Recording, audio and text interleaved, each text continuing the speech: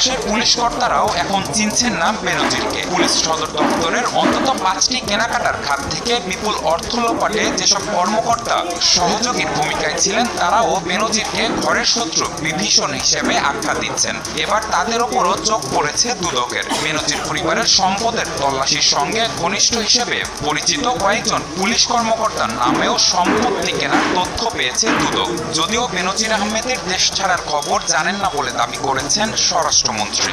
তাকে তো এখনো আমরা নিষেধাজ্ঞা দিইনি, সেই নিষেধাজ্ঞার আগে চলে যেয়ে থাকে। আমি এখনো কিন্তু সঠিক জানি না সে আছে কিনা চলে গিয়েছে।